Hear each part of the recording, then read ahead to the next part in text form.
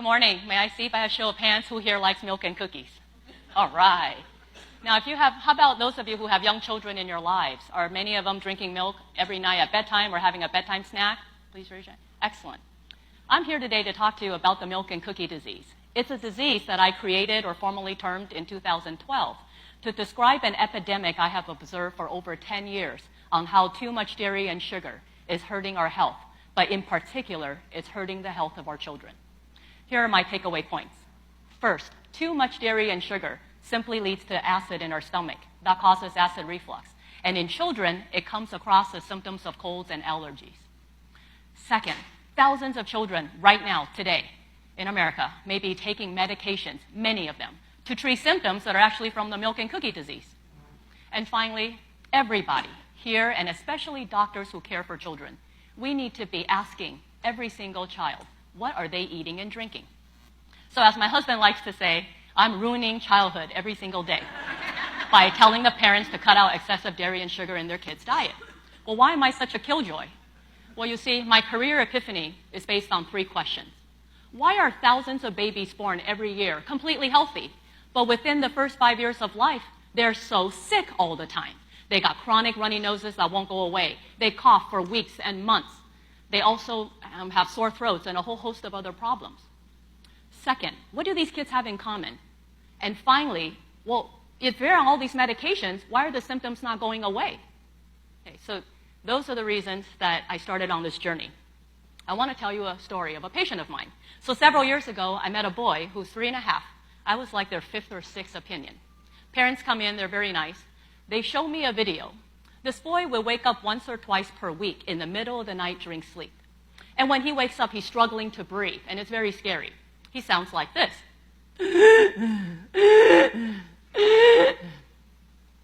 This will last sometimes 10, 15 minutes. Most of the time it would go away. They're afraid to go to bed at night. About once a month, they would take him to the emergency department. And the year that I met him, they had to call 911 twice. It got that scary.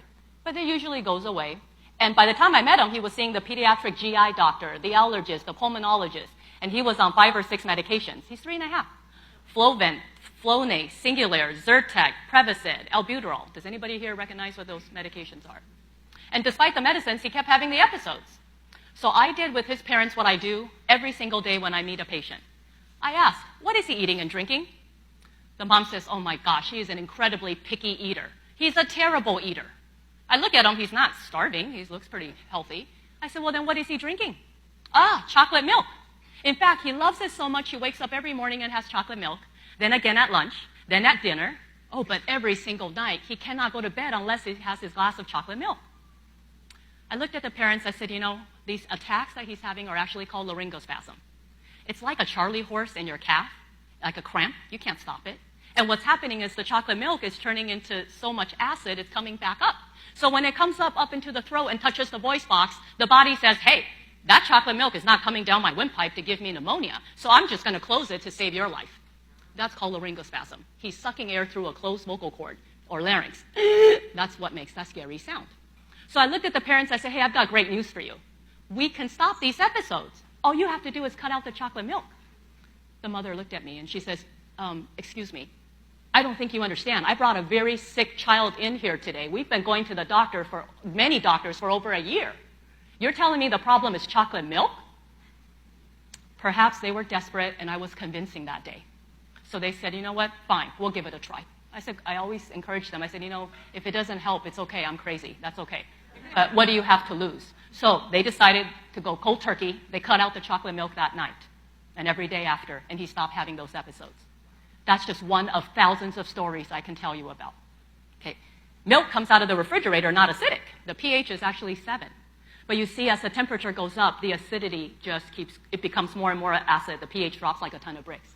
Anybody here that doesn't believe me, please go home tonight, pour a glass of milk. You can leave it out for several hours. Better yet, put it at 98.7 degrees or our body temperature, and then go drink it later and tell me how it tastes. Sugar, as it turns out, breaks down into a form of alcohol and carbonic acid gas. The alcohol further breaks down in the body into acetic acid and water, which is what makes vinegar. Okay, so you see, the things our children love, you know, the reason I call it the milk and cookie disease is for dairy and sugar. It's because, well, acid plus acid equals more acid.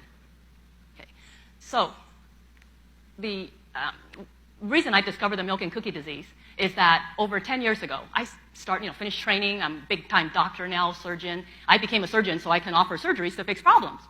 One after another, I meet these kids who are not better. How am I going to use surgery to fix cough? I had to come up with another solution, but I didn't know what to do at first. So every single time I asked the parents, what is your child eating and drinking? Take me through their day. And that's how I found out what they have in common. They have the milk and cookie disease. As I then thought about, well, how come they're on all these medicines by the time I meet them, but they're not better? And here's what I discovered. Medications will not work if it's treating a condition the patient doesn't have.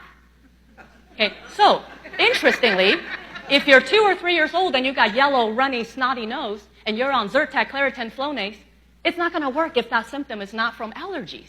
It's the same with antibiotics. If it's not a true bacterial sinus infection, the medicine's not going to work there either. So tonight, when you're home brushing your teeth, please go a little further and make yourself gag. Count for me how many seconds until your eyes are watery and your nose is swollen shut. So it turns out something called the parasympathetic system. There's two, sympathetic and parasympathetic. Parasympathetic is responsible for digestion, but it's the same system that causes the nose to be runny. Okay? So we as physicians were not trained in medical school, residency, and fellowship to ask every single patient, what do you eat and drink, as a part of our interview, our diagnosis, and treatment of illnesses. We were taught to ask about alcohol use and nicotine, because you see, those are risk factors for cancer. But I'm here to tell you today that sugar is the nicotine and alcohol addiction that has already occurred in America to very, very young children. And this is a problem we have to save our children from. And I start asking families, one after another, what their children eat and drink. I have learned now thousands of interviews what parents think. Well, hey, if milk is good for them, the more the better, right? And if a child is a horrible eater, just give them all the milk they want, because that's good nutrition. And when it comes to juices, well, if the label says organic or 100%, better yet, now there's all this fruit and vegetable juice, that's good for them. I mean, which kid eats enough vegetables? At least they're not drinking soda. Okay. What I have learned through talking to families over and over is this critical importance of telling them what is too much. Okay, so when I meet a 3, 4-year-old, you know what? We do this recall. They're drinking 12 to 40 ounces of juice a day. I'm not even counting the sweet tea, the lemonade, the fruit punch, all this other stuff, the pouch drinks, the sports drinks. We haven't even gotten to the food yet. So when I tell them the American Academy of Pediatrics has a guideline, it actually makes suggestions. By the time you're 2, you don't need more than 12 ounces of low-fat, non-fat, unflavored milk. When it comes to juices, between age 1 and 6, you don't need more than 4 to 6 ounces a day. But our children are drinking way more than that. So once I tell the parents, by the time I do a little math, and I said, Johnny here just pretty much eats 50 teaspoons of sugar a day. They're horrified, and it motivates change because of that. There's something called gastric emptying time. It's the amount of time it takes food and liquids to digest in the stomach and get out into the intestine. So it turns out that dairy, sugar, and fat causes things to stick around longer. So the more acid that sits around longer, the more it's likely to come back up. Oh, and by the way, babies and kids have very short distances between the stomach and the mouth. So when they have that milk at bedtime and lay down, there's not very far for it to go before it comes up and causes all these problems up high. Next time you're at the grocery store, please pick up any item, turn it around, read the nutrition label.